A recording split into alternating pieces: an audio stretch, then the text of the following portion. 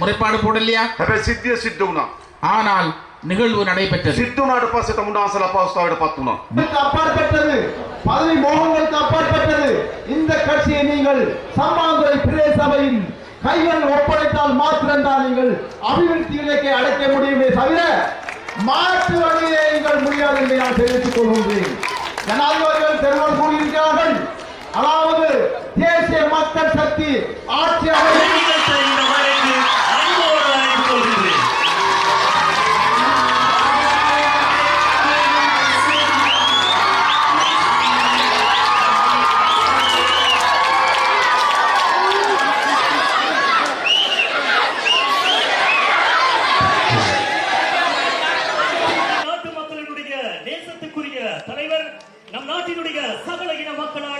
ஏற்றுக்கொள்ளப்பட்ட எம் ஜனாதிபதி தேசிய மக்கள் சக்தியினுடைய தலைவர் தோழர் அனுரகுமார திசாநாயக்க அவர்களை சம்மாந்துறை சமூகம் சார்பாக அன்பு கரம் நீட்டி இந்த நிகழ்வுக்கு நாங்கள் அன்போடு வருக என்று வரவேற்றுக் கொள்வதில் பெருமகிழ்வடைகின்றோம்.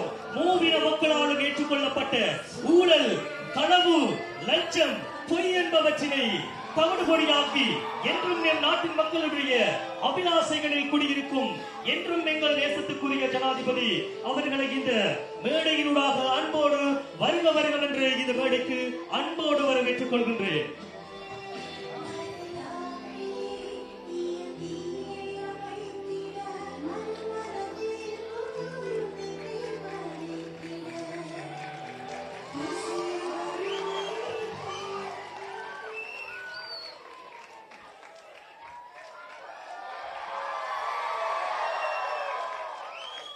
மெதுவாக அமைதியா உட்காருங்க. மேடைக்கு முன்னுக்கும் உங்களை எல்லாரும் செல்ஃபி எடுப்பாரு.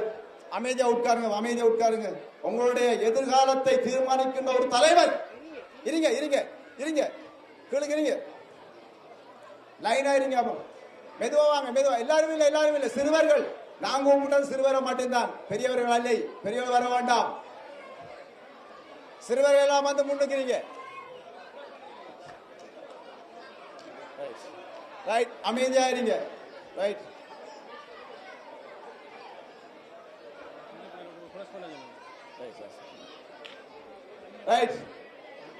ஜனாதிபதி பார்க்க ஆசை உங்களுக்கு 6000 தந்திருக்காரு.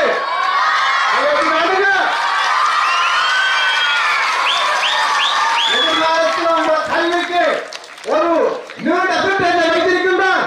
கையெழுத்து காணுங்க. ஆதரவு தெரியுங்க.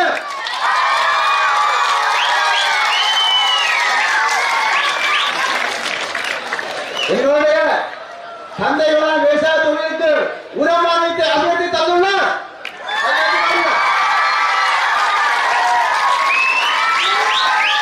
இலங்கை வரலாற்றிலே நெல்லுக்கு அதிக உத்தரவை கொடுத்த ஒரே ஜனாதிபதி அந்த குமாரன். 8500 ரூபாய்க்கு நாங்கள் நிறுத்திருக்கின்றோம் பச்சையாக. இதை விட என்ன 8000 கொடுத்தா எங்களுடைய ஜனாதிபதி சொல்லிக்கா நாங்க பாடுபடுத்தோம்.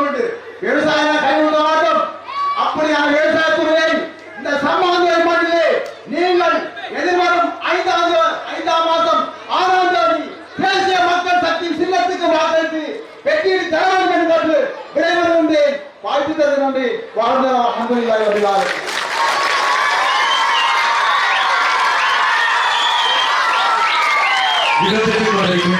இந்த மாபெரும் மக்கள் பிரச்சார வேளையிலே இதுவரை ஒரே நிகழ்த்தி சென்றவர் சம்மாந்துறை தொகுதியினுடைய தேசிய மக்கள் சக்தியின் அமைப்பாளர், அதே போன்று சின்னப்பள்ளி வட்டாரத்தினுடைய தலைமை வேட்பாளர் எங்கள் அன்புக்குரிய தோழர் YBM நவாஸ் அவர்களுக்கு இந்த வேளையிலே நன்றிகளையும் வாழ்த்துக்களையும் கூறி இந்த மண்ணுக்கு எங்களால் எதிர்காலத்திலே நாங்கள் செய்யக்கூடியவை பல இருக்கின்றன. ஒன்று, இலங்கை போக்குவரத்து சபை டிப்போவை நாங்கள் உடனடியாக இந்த மண்ணிலே மீண்டும் நாங்கள் கொண்டு வர இருக்கின்றோம். அது மாத்திரமல்ல, இன்று எங்களது தேவையாக இருக்கிற மருந்தகத்தை நடைபெற்றதன் பின்னர் நீங்கள் தான் அதன் மூலமாக අපේ ආණ්ඩුවේ වගකීම තමයි ஆகையினால் எங்கள் அரசாங்கத்தின் பொறுப்பு යලි එවැනි සිදුවීමක් ඇතිවීම වැළැක්වීම ආණ්ඩුවක වගකීම. இவ்வாறான ஒரு நிகழ்வு மீண்டும் ஒரு முறை ஏற்படாத பார்த்துக் கொள்வது அரசாங்கத்தின் பொறுப்பாக இருக்கிறது. වළක්වන්න ඕනේ නැද්ද? நிப்பாட்ட தேவையில்லையா? நாங்க වළක්වන්න ඕන. நிறுத்த வேண்டும். අපි බලේ ඇවිල්ලා ටික දවසකින් එහෙම සිදුවීමක් අපිට වාර්තා වුණා. நாங்கள் ஆட்சிக்கு வந்ததன் பிற்பாடு சில நாட்களில் எங்களுக்கு இவ்வாறான அறிக்கை கிடைத்தது. ඒ තමයි අරුගම්බ ප්‍රදේශයේ සංචාරකයන් ඉලක්ක කරගෙන ප්‍රහාරයක් දියත් වෙන්න තිබෙන බව. அதுதான் அருகாமை பிரதேசத்தில் இருக்கின்ற சுற்றுலா பயணிகளை இலக்காக கொண்டு அவர்களுக்கு எதிராக தாக்குதல் மேற்கொள்வதாக. ආණ්ඩුවේ වගකීම මොකද්ද?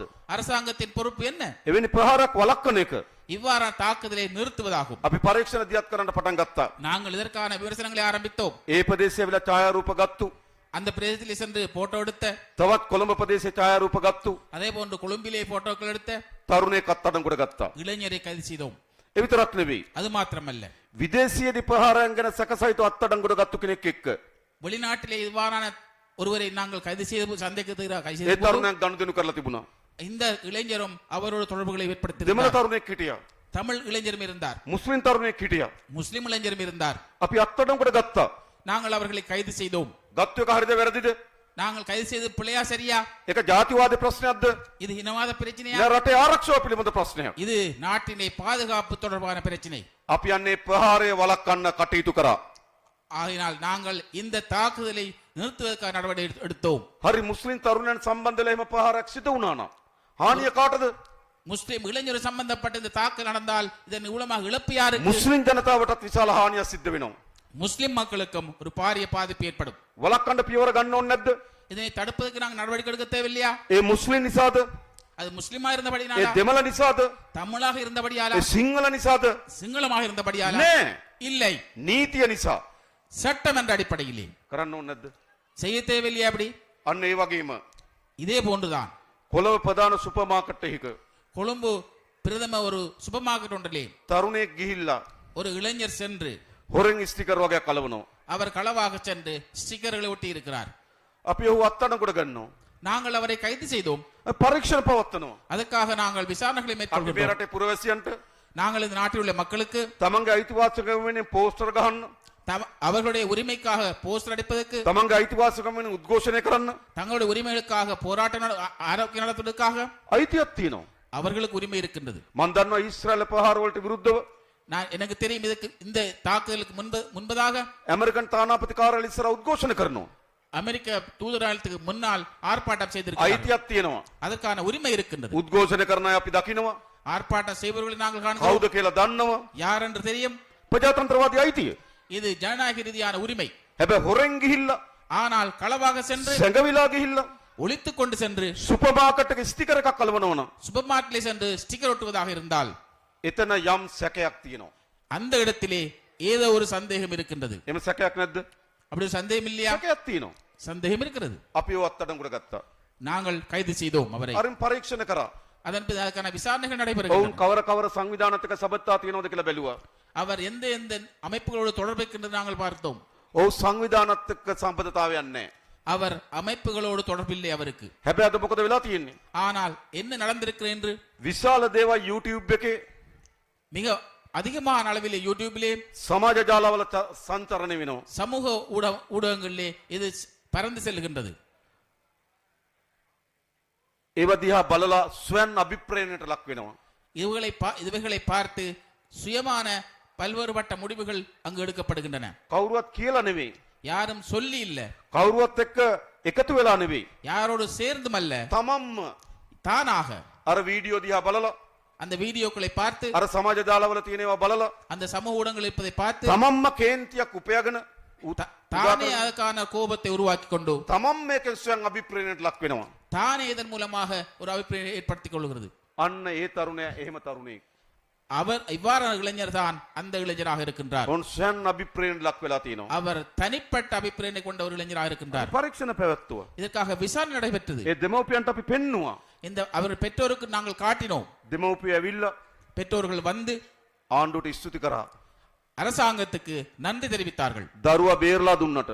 அந்த பிள்ளையை காப்பாற்றி கொடுத்ததற்காக. නැත්තම් වෙන විනාශකින් ඒ දරුවා ගමන් කරන්නේ. அவ்வாறு இல்லாவிட்டால் அந்த பிள்ளையானது ஒரு அழிவு பாதைக்கு செல்லும். ඉතින් මේ ප්‍රශ්න කරන එක වැරදිද? இவ்வாறானவற்றை நாங்கள் கேள்வி கேட்பது பிள்ளையா? අපි දැන් ප්‍රශ්න කරලා ඉවලා නිදහස් කරා. நாங்கள் அவரை கேள்வி கேட்டு இப்பொழுது நாங்கள் அவரை விடுவித்திருக்கிறோம். හැබැයි නිදහස් කරලා තියෙන්නේ ஆனால் விடுவித்திருப்பது එයා ගාව විපරම් කරන්න ඉඩ තියාගෙන. அவரை தொடர்பான விவரங்களை எடுப்பதற்காக. එහෙම සිදුවීමක් සිද්ධ වුණොත් මොකද රටට වෙන්නේ? இவ்வாறு நிகழ்வு ஏற்பட்டால் நாட்டுக்கு என்ன நடக்கும்? එනිසා මුස්ලිම් ජනතාව ඉලක්ක කරගත්තු දෙයක්ද? ஆகையினால் இது முஸ்லிம் மக்களுக்கு எதிராக இலக்கு வைக்கப்பட்டதா? අපේ රටේ නැවත இந்த நாட்டிலே மீண்டும் පාස්කු වගේ ප්‍රහාරයන් සිදු නොවිය යුතුයි. இவ்வாறான ஈஸ்டர் போன்ற தாக்குதல்